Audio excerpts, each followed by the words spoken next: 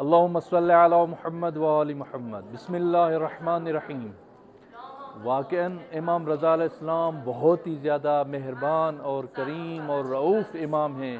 आज इमाम रज़ा अलैहिस्सलाम के हरम की तरफ से पूरे इमाम के मुल्क में यानी जमहूरियत इस्लामी ईरान में जितने भी मालूले जिस्मी हैं, ज़हनी हैं, किसी न किसी बीमारी में मुब्तला हैं, बदनी हिसाब से या ज़हनी हिसाब से, उनको मौला के हरम की तरफ से तकरीबन 1500 से ऊपर लोग हैं जो कभी भी शायद ज़ियारत ना कर सकते हों।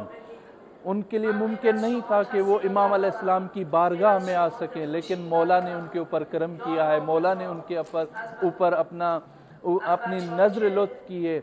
आज मौला के हरम की तरफ से ये मौला के जो है न चाहने वाले 1500 से ऊपर नफ़र जिनको पहली बार इमाम अलैहिस्सलाम की ज़ियारत नसीब हुई है, और आज इंटरनेशनल उन मरीज़ों का दिन है जो ज़हनी और बदनी हिसाब से मरीज़ हैं।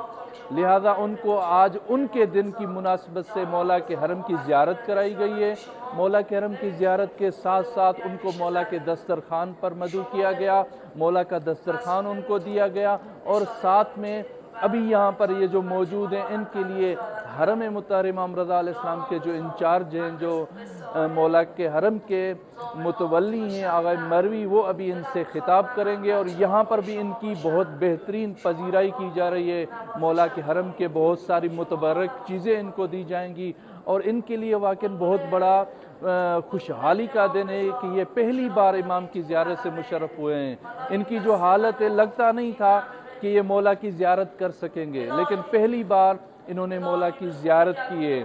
और याद रखें कि इस तरह के दुनिया में जितने भी मरीज़ हैं, हम वाकई इस मुक़द्दस मकाम पर मौला इमाम रज़ा अलैहिस्सलाम की बारगाह में उनके लिए दुआ भी कर रहे हैं कि खुदा उनको शिफा अता फरमाए। और आज ये जितने भी मौला के चाहने वाले यहाँ पर मौजूद हैं, इनकी सेहत और सलामती के लिए भी मौला से दरख्वास्त कर रहे हैं कि मौला इनको भी शफा अता फरमाए। वस्सलामु अलैकुम व रहमतुल्लाहि व बरकातुहू।